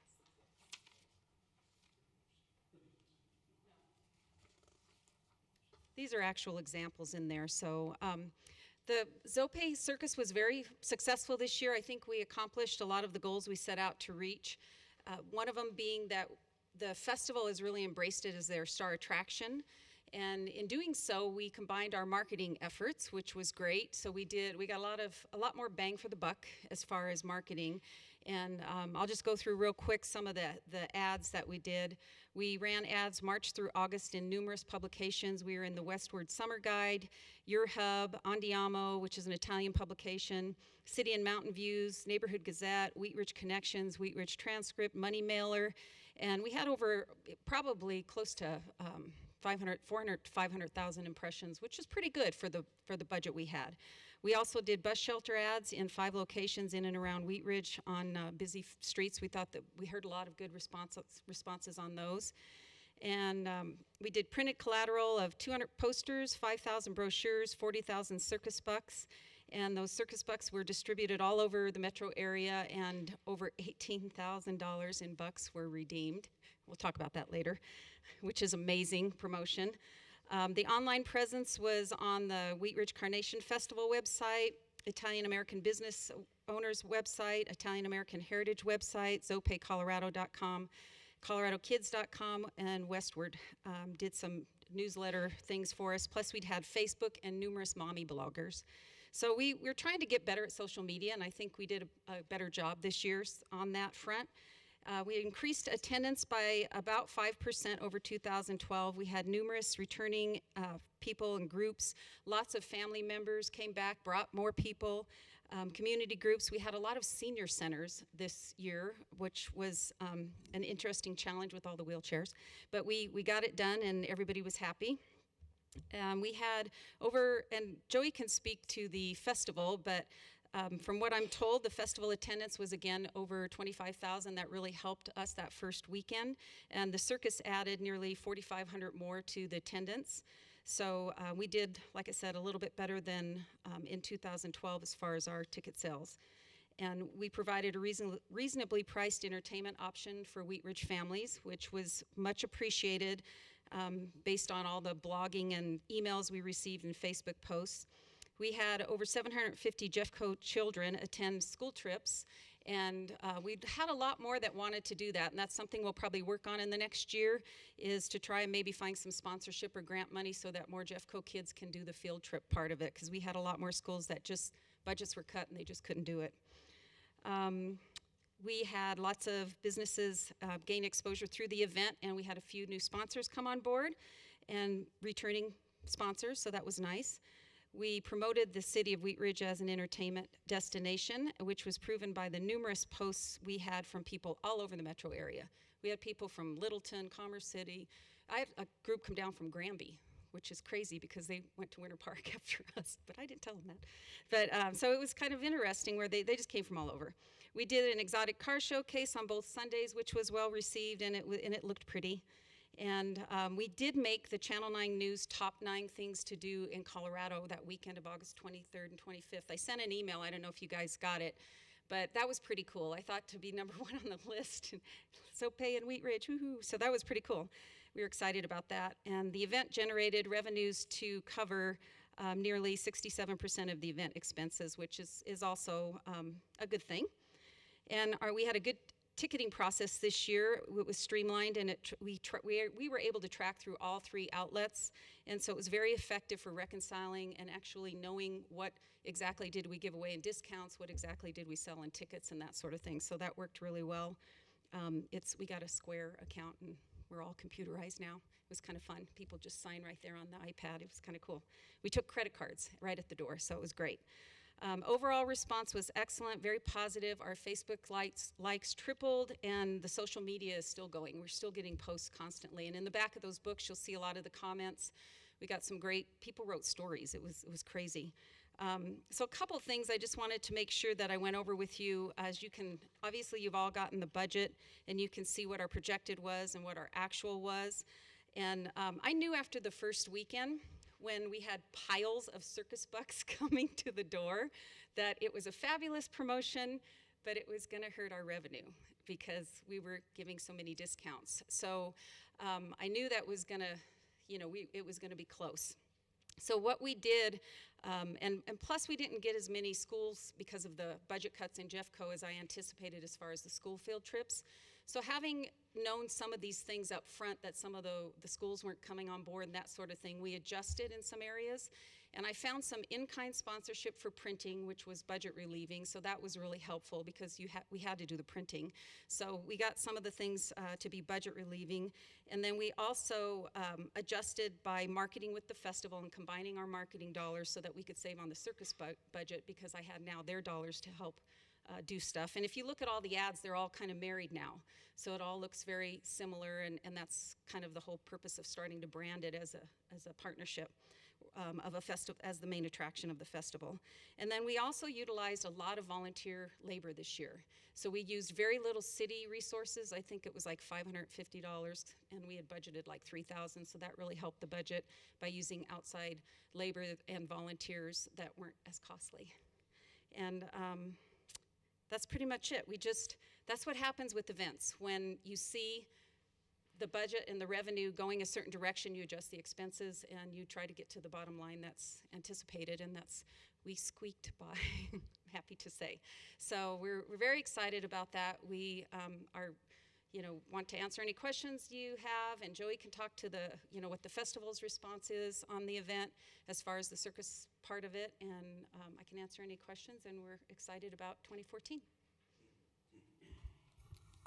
Only question I have is, so you're gonna do something different as far as the discount tickets? Well, there's a couple options, and this is what I wanted to kind of present to you tonight, because I've thought about it, and there's 2 things we can do. The first is the city needs to decide if this main attraction, the circus, is meant to be a marketing thing for the city, and you want to be able to offer, low price tickets and the coupons and that whole piece of it. You're going to always probably have some sort of a loss. That's your marketing. It's a marketing expense. So you can do it that way. If we continue doing it this way, people use those coupons. It was just crazy. So it would be a slow build if we do it this way. If we need it to be a profitable, money-making event, then we need to raise the tickets a couple bucks, and we need to not discount as much. I am going to cut off discounting at the door. I won't do that next year. I did go up to Winter Park the week after us and saw how they did it, and they did the same thing. They followed the same ticketing as we did, same price structure, same discounting with the $5 off. The only difference is they didn't allow the discounts at the door. And unfortunately, everybody came with those circus bucks to the door, and it's just really hard to tell a mom with a bunch of kids, sorry. So we have to be, if we're going to do that, we have to advertise that up front and say, pre-sales and advanced ticket sales, use your discount, and then at the door it's regular pricing. But that would be, you could do it one way or the other way. That's a decision that's kind of a community city decision. But you're always going to have a little bit, it's going to take longer to build if we continue to give the deep discounts to the community. It's pretty cheap entertainment. I think we're committed for the next year anyway, because they made The way I read this, we're within the automatic renewal. situation. Mr. Demott? I just, I've spoken to some of the board members of the Carnation Festival today, and nobody could make it, but they did allow me to speak on their behalf. We've really, the board of the Carnation Festival, we've really embraced the circus as part of the Carnation Festival. It was completely separate last year, and we've combined a lot of our advertising together with the Carnation Festival, and it did seem to be a draw. There were people who came to the Carnation Festival, because they were coming for the circus, and really kind of some of them didn't even know there was a festival going on. They were surprised to see that it was going on, so it was sort of an added benefit. So it did bring people to the festival. And, we've really found ways that we can kind of merge our advertising together, save money on both sides. So, I anticipate next year to be a lot bigger, a lot better. And I can tell you, I've said before, the impact to the area was great. The businesses and around us were, stayed open on Sundays, stayed open on Mondays, and caught a good chunk of people from it. So, I guess I don't have to say much since we're already renewing, but I am, you're right about the circus bucks. Everybody uses them, but the good thing is there's no better advertising than being able to pick that up at a local business or something and shove it in your pocket, stick it on the fridge, So it's sort of I hate to see them go away, but I would really, and I'm sure we'll talk about this more, but I would say we need to keep those, in some form. I think they work great, but like you said, I had people coming over to the restaurant before the circus and saying, "Do you have any more of those?" And should have said no. When they we should have run out a few days early, I guess, but we didn't. So but it was nice to have them, have something to hand out, and as you hand them out, you can tell people about the circus and stuff. So it's the best, I think, probably the most effective, part of the advertising we did. It was, in all my years of doing this, I've never had a promotion that successful. And they cut them out of everywhere. We had them in every single ad. As you can see, looking through the book with all the ads, they were in every ad. So after the first weekend, I told the ticket booth, I said, you better start keeping those, because I got a feeling we need to track that. It's huge how many were being redeemed. And some of them people cut out of, a lot of them out of Wheat Ridge Connections. I saw a lot of those, a lot of them the actual printed ones. And then we, hit and miss different, the Gazette did it a couple times. And so we really got them from all different areas. So it's kind of neat because you can track where they came from too. So I don't know, we'll figure it out. But I did figure out that we would probably gain $6,000 to $8,000 more in revenue if we even just raise the ticket a buck or two, which I think is reasonable. So, Any other questions or comments from council? Thank you, Gina. thank you, guys. And I want to get my book back. It's over there. Next, we have the exciting proposed floodplain ordinance amendment, for which we have Scott and Mark. You got to follow the circus. It's maybe one circus to the next. Right, Thank you, members of the council.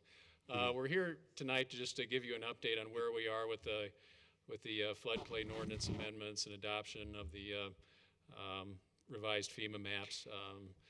Mark Westberg from our engineering division in Public Works here is he's been involved with this process for a long time. I think going back to maybe 2007 or 6 or even sooner when the first draft FEMA maps came out. So this has been a real long process that's gone on a long time, and Mark's worked closely with State of Colorado, the Urban Drainage and Flood Control District, and all the other agencies involved with this. So I know it's a lot of information in your packet there.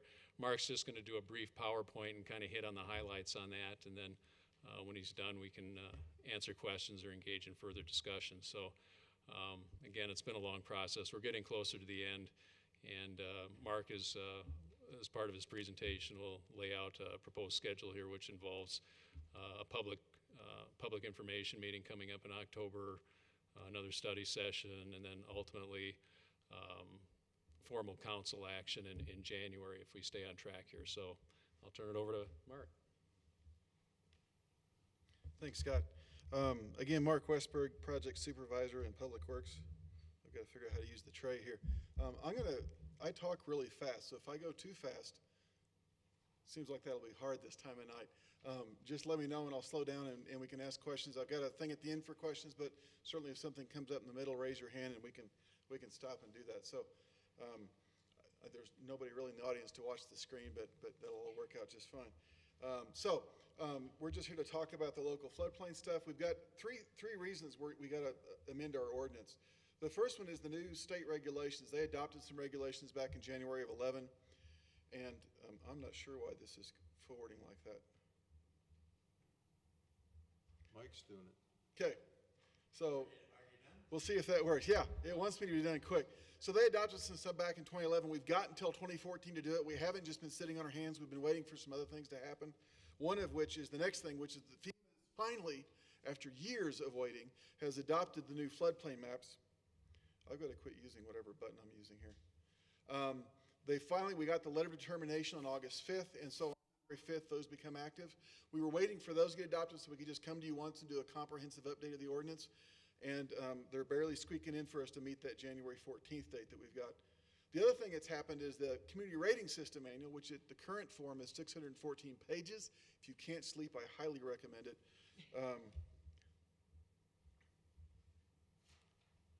Sorry, I'm not used to this thing the way it's working here. We are currently recertifying. I think Meredith's actually got all the work done, and we're getting ready to ship it off to the folks that care about that sort of thing. And to keep our current rating, we're actually going to most likely ask for an early verification visit. Our next verification visit wouldn't be scheduled until either 2016 or 2017. We'll talk about why we're doing that in a little bit. The new state regulations, the first one we're already doing, which is it requires a minimum freeboard of 1 foot. We already use that standard. For critical facilities, there's a whole list of the critical facilities in there, but you've got in your packet what that is, and they're for 2 feet. I am sorry about what's going on here. This is we've got those critical facilities in there. Obviously, I didn't set something up right on this thing. The other one that might impact is that if there's an area of the floodplain that's been removed by filling that area, then the freeboard requirement still holds. And what that means is you just basically can't have a basement there. There were a lot of subdivisions that were done in Douglas County where they were building basements where they'd filled in floodplains, and then the flood would come and the groundwater would saturate and everybody was getting flooded basements. So they said, we're tired of dealing with this. We're doing away with it. And then the optional things, there's 2 optional things that we've got. One of which is we could regulate critical facilities, the 500-year floodplain. We don't have to do that. The other one is that future studies would have to use a half-foot floodway. Now that one is optional to the standpoint of we've already got our studies already done. We could decide to regulate to the half-foot floodway. When we do a future study 10 or 20 years from now, we'd have to do that. So it's just one of those things we could do. And again, in the packet, we talk about what those impacts are. We're not necessarily saying we should do those things, but those are kind of optional. The new floodplain maps, the original maps were done back in the 70s. The current map that FEMA's using to regulate was done in 2003. And then the maps that we've adopted already, which we're now getting adopted, were done in April of 2007. In October 2007, and those are the reasons why, and those are who the sponsors were. We're having so much trouble with this, we'll just keep going. The dark blue line, and I hope this shows up on your screen as good as it does on mine. The dark blue line that you see here is where the existing floodplain is, the one that we're currently regulating under with FEMA. The blue shaded area, particular up here in the Clearvale subdivision, I've highlighted that one, is where the new floodplain is going to be. So we have a lot more people in this area that are coming in. Some parts of Anderson Park down here are actually going out. And then we have another area here just opposite where the Denver water ponds are, if you're familiar with those, that's coming in a much bigger way. And then some more areas up along here and on these sides that are coming in a bigger way. And then, sorry. And then down by the Kipling Bridge and Tabor Street between Tabor Lake and between Prospect Park, there are some areas that are coming in also. There's also some more of the city floodplain that's coming in. That's basically what's happening on Clear Creek. On Lena Gulch, it's sort of shifting around. And then just downstream of 32nd Avenue, they didn't model 32nd Avenue right the first time, so they showed it over top, flooding a very large area downstream. We've got that modeled correctly now at 32nd, and so you see there's a whole bunch of areas that are not going to be in the floodplain in the future here. It's very confined just to the channel. All of these properties would be out of the floodplain in the future, so we do have some good news in one part of town. The rest of it's not so great news. And this is just sort of a rundown on the parcels. These aren't houses, these are actual parcels, so those are the numbers that we have. And so there's going to be 267 new parcels. Now, some of those are actually open space. Some of those are where maybe a house is built over 2 parcel lines and those kind of things. We're going to get a number of buildings and houses and things. We just haven't been able to do that yet because we haven't gotten the new maps from FEMA yet. They don't have those available yet. And currently, 55% of our floodplain is in open space, which is a great thing for us. The National Flood Insurance Program, this is the thing that people are able to buy insurance through. What we've got right now is we are currently a Class 6. We were Class 7 when I started. We did some research a year ago and got ourselves up to a Class 6. So our residents went from having a 15% discount to a 20% discount. We were very excited about that. The citywide participation is 177 flood insurance policies. This was the 2012 numbers. I actually just checked the website, and there's actually 181 policies now. So 4 more people have gotten on the wagon here. And you can see what the savings is for $34,000 spread among those policies is a pretty big deal. With the update of the CRS manual, there's a couple of things we'd like to do with the ordinance, and most of those involve disclosure. We'd like for landlords to disclose that the property's in the floodplain to their tenants so that the tenants then have the opportunity to buy contents-only flood insurance. And then also, if you're a for sale by owner deal, you don't necessarily have to disclose you're in the floodplain. We'd like to add that they have to do that so that the future buyer knows that they've got to get flood insurance. And then also lot surveys show the floodplain. 10 years ago, this would have been an onerous requirement on folks because of the mapping that we have available. And actually, on FEMA's website, they have some amazing mapping. You can type your address in, pop it right up, shows the floodplain. We'd like to go ahead and have those lot surveys that are done, ILCs and things like that, all show the floodplains on them so the future property owners know what they're up against. They know exactly what the floodplain is in their property and what they can and cannot do. We're going to likely request a re-verification in 2014. We think we can get up to a Class 5. The open space numbers, the way they're redoing the credits, we're gaining a half a class just with the way they're redoing the open space numbers. So we're gaining 100 some odd points. Every 500 points you move up, we get like 270 points just because they see the value of having your floodplain and open spaces. So we're getting a lot more points for that. There are only 2 communities right now in Colorado that are Class 5 or better. Fort Collins, who is the god in Colorado when it comes to floodplains, because back in '97 people died and they really proactively went after things up there. And then Arvada is the other one. They're actually a Class 5. Fort Collins is a Class 4. Arvada has done a great job. The gal they had there, she retired a year or 2 ago, did an amazing job of doing stuff. And they've been doing a lot of work along their floodplains. They've been spending a lot of money on floodplains. And so they're a Class 5 right now. We think we can get to Class 5. And what that would mean is another 5%, so a 25% discount. So off of FEMA's base rate, off of their base rate insurance, our residents would save 25%, 1/4 right off the top, which we think is a really important thing given the number of people that we're going to now have in the floodplain. So if I'm excited about this, it's probably coming across. We've got a tentative schedule for this. I get excited about a lot of things. This is our schedule right now. We're having a public meeting October 23rd. We've got the rooms reserved to the rec center. We'll do the same thing we did last time. We did a public meeting back in '08 when we adopted the maps as a city. We'll do a similar format. We'll have a presentation. We'll have computers set up. People can go look at their properties and do all those things. We're going to send out a mailing to everybody who's in the floodplain now and will stay in the floodplain. That'll be one letter. The other letter is going to be everybody who's in the floodplain now but will be coming out. Those are the people that call me every year to see if the maps have been adopted yet. And then we'll do a thing on the people that are not in the floodplain but will be in the future. We had 80 people show up last time. Given the fact that this is now being enacted, and with what just happened up north 2 weeks ago, we think we might get a lot more. And we hope we get a lot more. We'd like to have the opportunity to educate folks. The next bullet item I'm a little nervous about. I got to tell you, November 18th, I'm getting worried about November 18th, about it just flat out going away. We don't have to come back and see you guys. What we wanted to do is if you guys told us to review the optional things, or if you wanted to report back from the open house, we could certainly do all those things. That was the reason for that second study session. If you guys want to make that go away, then I'm okay with that. We could always come see you the first week in December also to report back if that was an option. But I've got to go to Planning Commission on November 21st in order to meet the rest of the schedule. We've got to do our first reading on December 9th. The next studies, or the next council meeting in December is the 23rd, which we think is highly likely to also go away.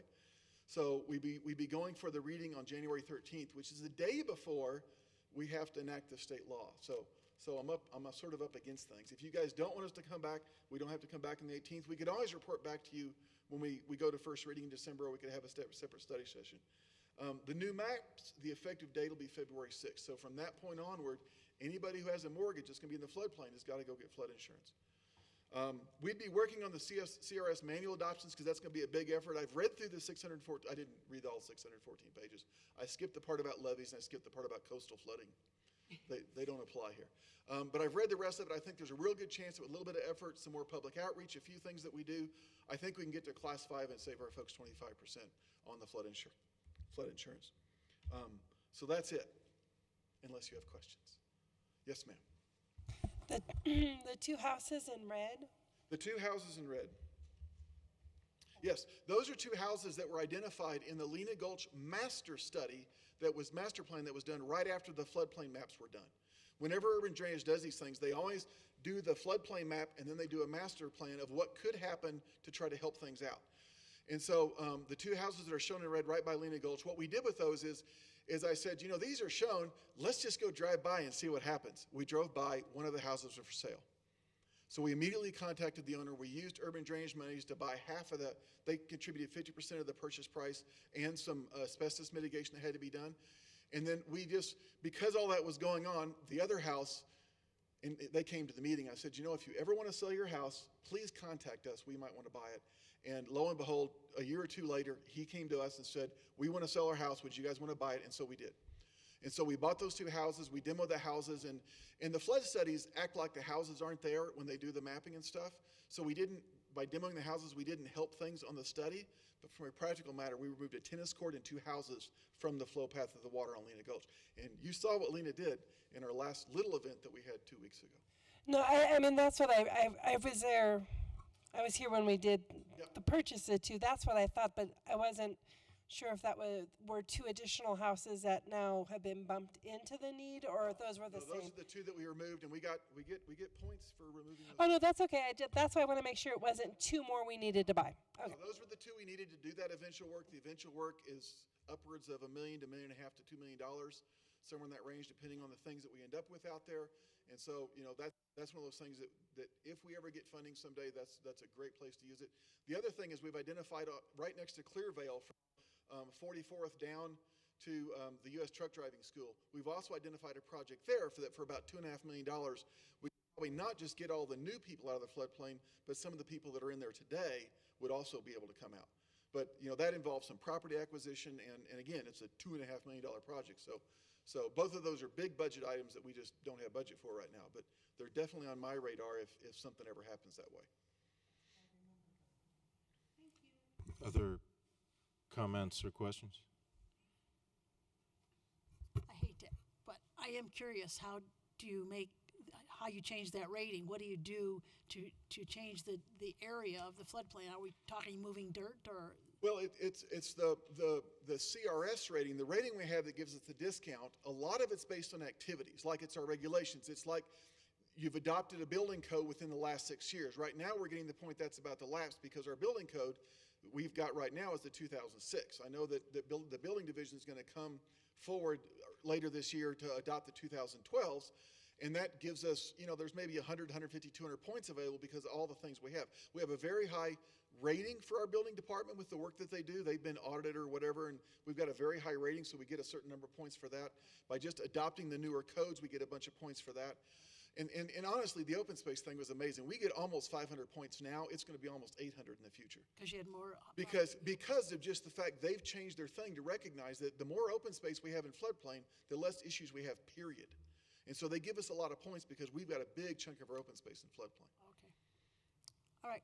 And then having the open house meeting gets us a certain number of points, having the mailings, having, just all these little things we do. I have a spreadsheet that's 400 or 500 items long, and it's weird and crazy, and I enjoy it.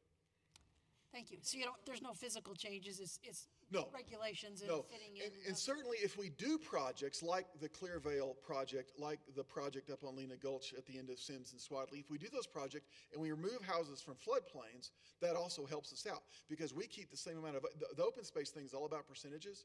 So if we remove a bunch of acres from floodplain, our percentage goes up, so our points go up.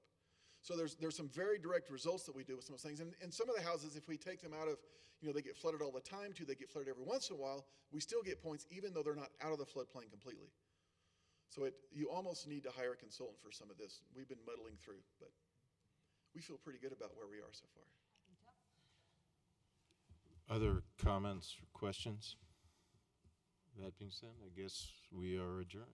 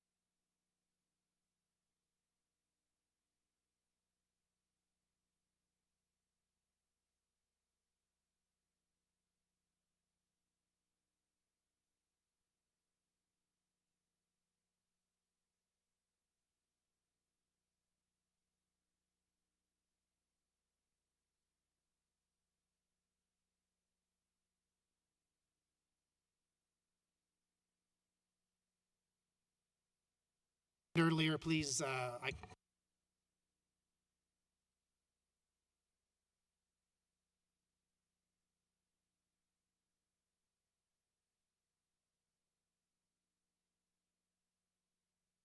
to order the Weaver City Council meeting of September 23rd, 2013. Please join me for the Pledge of Allegiance. I pledge allegiance to the flag of the United States of America and to the republic for which it stands, one nation, under God, indivisible, with liberty and justice for all. Will the city clerk please take roll?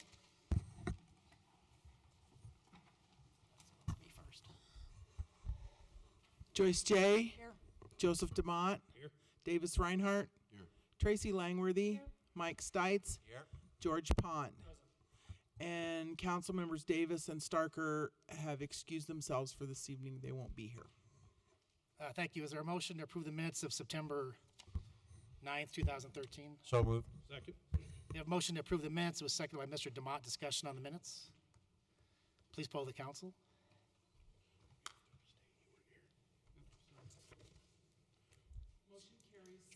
I meant to abstain, sorry. Oh, please revote. Thank you.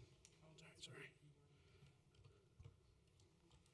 I don't think it went. Motion carries 5-0 with Mr. Pond abstaining. Thank you. We have one proclamation tonight.